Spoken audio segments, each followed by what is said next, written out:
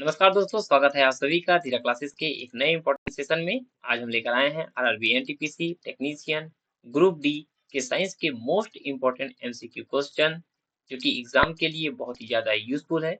यहाँ आपको हर सवाल के जवाब के साथ साथ एक्सप्लेनेशन भी मिलेंगे, ताकि आपको याद भी न रहे बल्कि आप उन्हें समझे भी। तो चलिए ज्यादा न देर करते हुए वीडियो को स्टार्ट करते हैं। यदि अगर आप चैनल में नए हैं तो चैनल को सब्सक्राइब करें, वीडियो को लाइक और शेयर जरूर करें। इस वीडियो में 20 क्वेश्चन के सेट तैयार किए गए हैं, जिसमें फिजिक्स, केमिस्ट्री, बायो के मिक्स क्वेश्चन होंगे। इसी तरीके से हर वीडियो में 20 क्वेश्चन के सेट होंगे। हर क्वेश्चन के लिए टाइमर फिक्स किया गया है। तो चलिए वीडियो को स्टार्ट करते हैं। देखिए, सबसे पहला क्वेश्चन यहाँ पर है, एमकेएस प्रणाली में बल का एक मात्रक है। One of the unit of force in MKS system is. बहुत ही इजी क्वेश्चन है। जैसे ही मैं ऑप्शंस पढ़ना चालू करूंगा, आपका टाइमर शुरू हो जाएगा। तो चलिए, A joule, B kilogram, C newton and D newton metre. चलिए, समय समाप्त हुआ। इसका सही आंसर होगा सी न्यूटन। क्वेश्चन नंबर 2, निम्न में से कौन सी अदिश राशि है?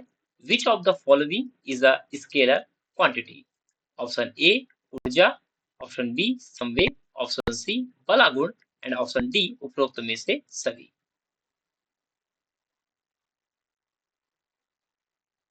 चलिए, समय समाप्त हुआ। तो इसका सही आंसर होगा ऑप्शन ए ऊर्जा, और जो कि संवेग और जो कि बल आघूर्ण, ये दोनों ही आपके सदिश राशि होते हैं। चलिए, नेक्स्ट क्वेश्चन, क्वेश्चन नंबर 3, जो कि एक न्यूमेरिकल क्वेश्चन है। एक गेंद किसी ऊंची इमारत की छत से अचल त्वरण 9.8 मीटर पर सेकंड से गिराई जाती है, तो 3 सेकंड के बाद इसका वेग क्या होगा? ऑप्शन ए 9.8 मीटर पर सेकंड, ऑप्शन बी 19.6 मीटर पर सेकंड, ऑप्शन सी 29.4 मीटर पर second and option D 39.2 metre पर सेकंड। चलिए बनाने की कोशिश करिए।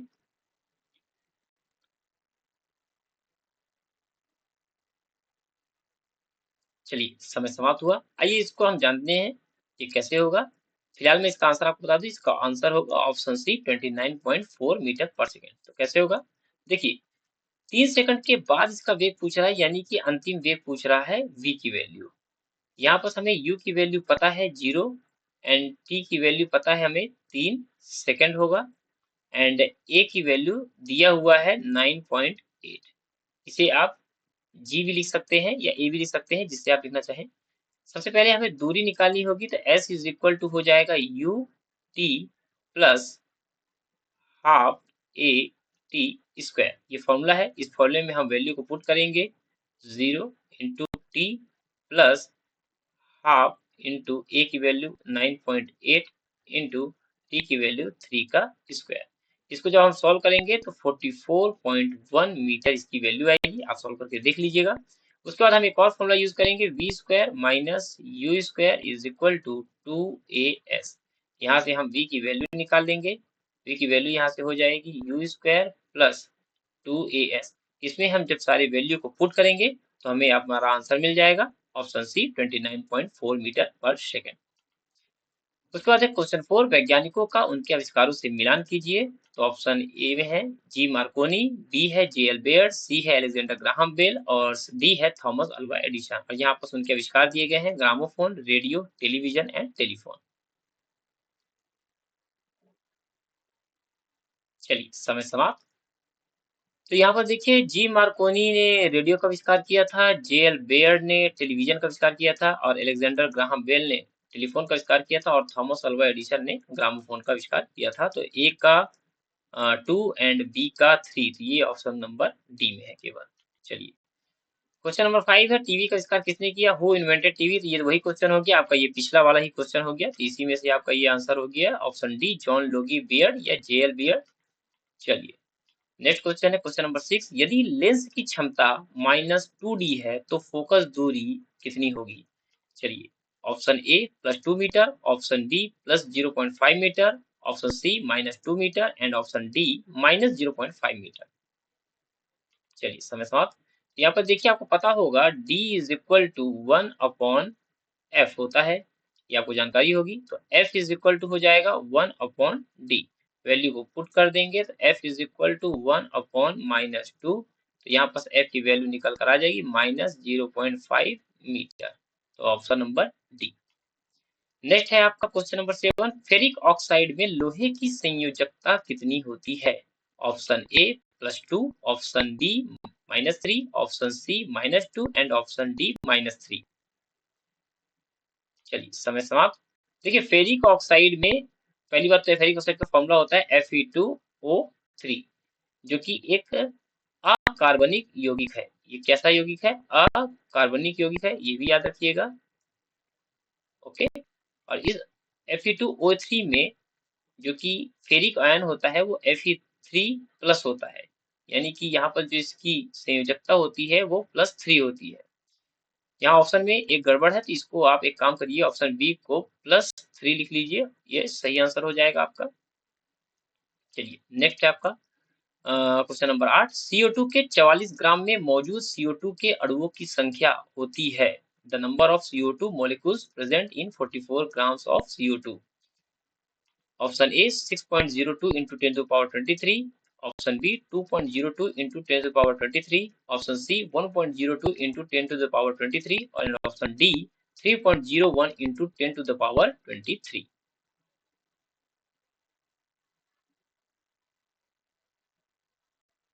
चलिए समय समाप्त हुआ। तो देखिए इसको इतना समझ लीजिए कि एक मोल में अणुओं की संख्या जितनी होती है, ठीक है, एक मोल में अणुओं की संख्या जितनी होती है उतनी ही 44 ग्राम CO2 के अणुओं की संख्या भी होती है। तो इसलिए ठीक है 44 ग्राम अणु की संख्या भी होती है उतनी ही। तो एक मोल में अणु की संख्या होती है 6.02 into 10 to the power 23, यानी ऑप्शन नंबर ए इसका आंसर हो जाएगा। नेक्स्ट क्वेश्चन है, अचर तापमान पर 1200 मिलीमीटर मरकरी दाब पर एक गैस का आयतन 1500 घन सेंटीमीटर है। यदि आयतन 30% से कम कर दिया जाता है तो नया दाब क्या होगा? ऑप्शन ए मरकरी का 1080 मिलीमीटर, ऑप्शन बी मरकरी का 1714.2 मिलीमीटर, ऑप्शन सी मरकरी का 1814.2 millimetre and option D mercury का 1000 मिलीमीटर।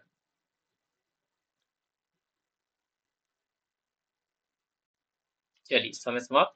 देखिए इसको आप सॉल्व कर सकते हैं बॉयल के ताप नियम के फॉर्मूले से, P1 = V1, P2 = V2। ठीक है, यहाँ पर जैसे कि आपका P1 की वैल्यू दिया हुआ है 1200 एंड V1 की वैल्यू दिया हुआ है 1500। यहाँ पर कह रहा है V2 जो है, तो V2 को कह रहा है कि V1 का 30% कम कर दिया जाए, तो यानी कि 1500 का 70% अगर हम निकाल लेते हैं तो यहाँ से आप ये हो जाएगा आपका 450, सॉरी ये हो जाएगा 1050। 1050 आपका 70% हो जाएगा, 30% निकालेंगे तो आपका 450 होगा, फिर इसको आप माइनस कर देंगे तो 1050 हो जाएगा आपका। V2 की वैल्यू आ गई, अब इसको आप पुट कर देंगे 1200 into 1500 is equal to P2 into 1050। जब आप इसको सॉल्व करेंगे तो आपका आंसर आ जाएगा ऑप्शन बी मरकरी का 1714.2 मिलीमीटर। चलिए नेक्स्ट है, एक तत्व XCl3 H2O5 और Ca3H2 सूत्र वाले यौगिक बनाता है लेकिन Xc15 नहीं बनाता। निम्नलिखित में से कौन सा तत्व X हो सकता है? तो चलिए ऑप्शन ए है boron, option B aluminium, option C nitrogen, option D phosphorus. चलिए समय समाप्त, इसका सही आंसर होगा नाइट्रोजन। नेक्स्ट क्वेश्चन है कि नीचे दिए गए वर्गीकरण में कौन सा परमाणु द्रव्यमानों के आधार पर था? ऑप्शन ए डोवर्नेर, न्यूलैंड्स और मोशेल का, ऑप्शन बी डोवर्नेर, मेंडलीव और मोशले का, option C Dobereiner, Newlands and Mendeleev का and option D Mendeleev, Newlands और मोशेल का।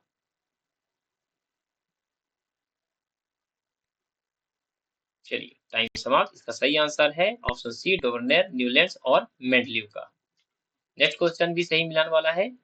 ए है जिंक धातु, बी SO2 गैस की गंध, इसको SO2 पढ़िए SO2, SO2 गैस की गंध एंड सी PbI2 का रंग।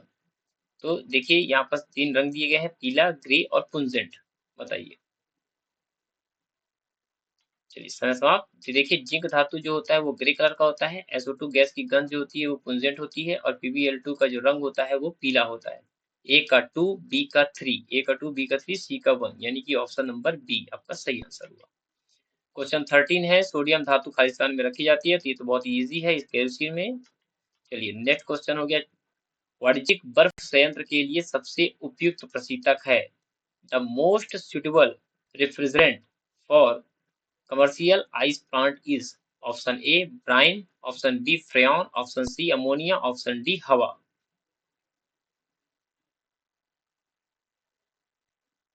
चलिए समय समाप्त, और इसका सही आंसर है ऑप्शन सी अमोनिया।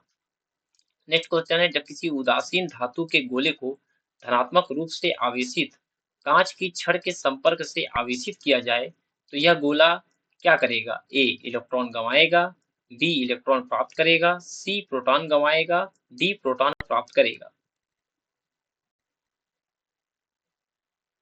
चलिए समय समाप्त, तो इसका आंसर होगा ऑप्शन ए इलेक्ट्रॉन गंवाएगा। नेक्स्ट क्वेश्चन है क्वेश्चन 16, एक अंतरिक्ष यात्री पृथ्वी तल की तुलना में चंद्र तल पर अधिक ऊंची छलांग लगा सकता है क्योंकि। ऑप्शन ए वह चंद्रमा पर भारहीन होता है, बी चंद्रमा पर कोई वातावरण नहीं है, सी चंद्र तल पर गुरुत्वाकर्षण बल पृथ्वी तल की तुलना में अत्यल्प है, या ऑप्शन डी चंद्रमा पृथ्वी से छोटा है। चलिए समय समाप्त, इसका सही आंसर होगा चंद्र तल पर गुरुत्वाकर्षण बल पृथ्वी तल की तुलना में अत्यल्प है। नेक्स्ट क्वेश्चन है क्वेश्चन 17, निम्नलिखित में से कौन सा प्रोटोकॉर्डेटा से संबंधित है। Option A amphioxus, option B rohu, option C dogfish and option D tuna.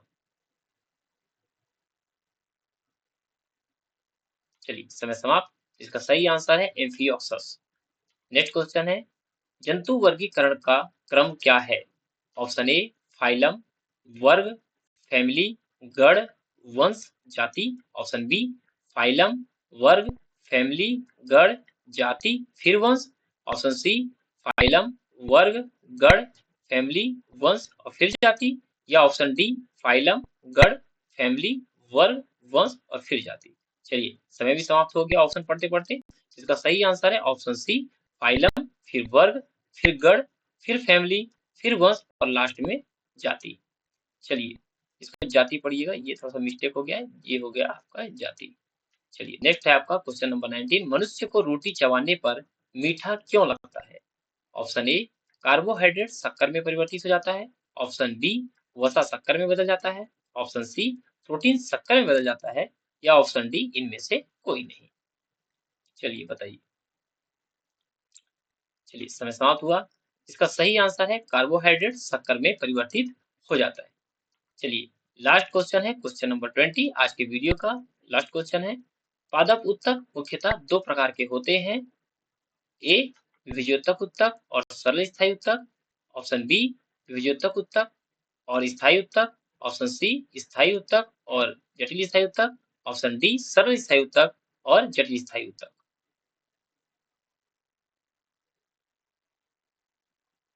चलिए समय समाप्त, इसका सही आंसर है विभेद्योतक उत्तक और स्थायी उत्तक। तो चलिए आज के इस वीडियो के 20 क्वेश्चन समाप्त हुए। इसी तरीके से हर एक वीडियो में 20 क्वेश्चन के सेट्स मिक्स फिजिक्स, केमिस्ट्री और बायो के मैं लेकर आने वाला हूँ। उम्मीद करता हूँ ये वीडियो आपको काफी ज्यादा पसंद आया होगा और काफी ज्यादा आपके एग्जाम के लिए यूजफुल होगा। इसे 1 से 2 बार एग्जाम देने से पहले जरूर देख के जाएं। मिलते हैं नेक्स्ट वीडियो में, तब तक के लिए आप सभी को all the best. Thank you very much.